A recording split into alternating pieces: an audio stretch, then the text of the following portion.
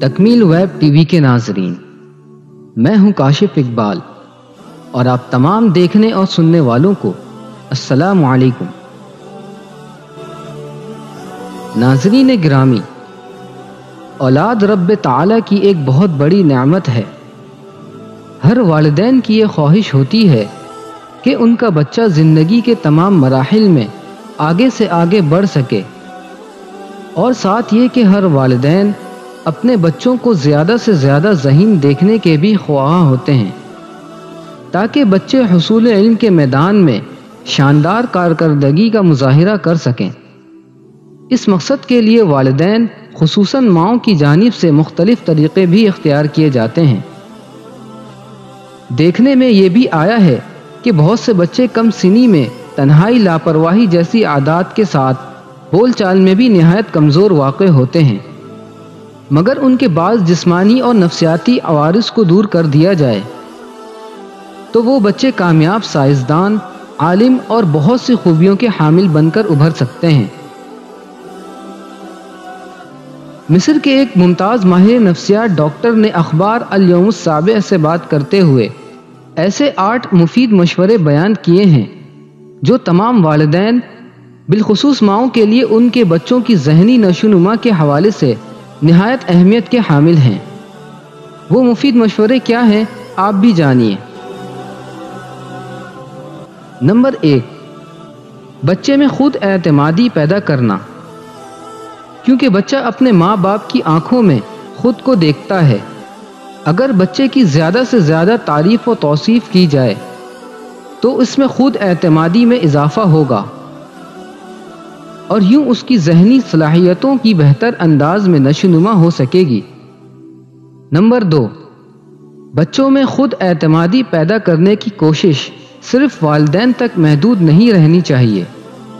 بچے کو محدود ذہنیت کا الزام نہیں دینا چاہیے، بلکہ ماؤں کے لیے ضروری ہے کہ وہ اپنے بچوں میں خود اعتمادی پیدا کرنے کے لیے اس کے اساتذہ اور دوستوں کو بھی اس بات پر قائل کریں کہ وہ بچے میں خود اعتمادی کے فروغ کی کوشش کریں۔ نمبر 3، بچے کو ڈرانے، دھمکانے اور اسے دوسرے بچوں کی نظر میں گرانے سے گریز کریں، چاہے وہ بار بار غلطی کیوں نہ کرے۔ بار بار کی ڈانٹ ڈپٹ سے بچہ اندر سے ٹوٹ جاتا ہے۔ نمبر 4، بچے کی ان خوبیوں کو تلاش کریں جو اسے دوسروں سے ممتاز کرتی ہیں۔ اس کی آواز اور قدرت کلام کو بہتر بنانے پر توجہ دیجیے۔ اسے گھر میں ایسا ماحول فراہم کیجیے تاکہ وہ اسکول میں بھی اپنے اوپر اعتماد پیدا کر سکے۔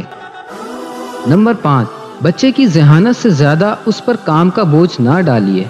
ایسا نہ ہو کہ کام کے بوجھ تلے دب کر بچہ ناکام اور مایوس ہو جائے۔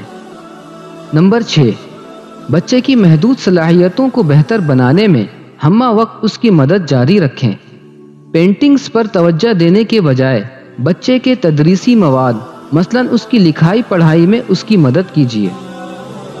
نمبر 7، دوسرے بچوں کے سامنے اپنے بچوں کو نفسیاتی طور پر گرانے کی کوشش نہ کیجیے، بلکہ دوسروں کے سامنے بھی اپنے بچے کی تعریف کیجیے۔ نمبر 8، بچے کے پسندیدہ مشاغل میں اس کی مدد کیجیے تاکہ اس میں دوسرے بچوں کے درمیان رہتے ہوئے خود اعتمادی کا احساس پھلتا پھولتا رہے۔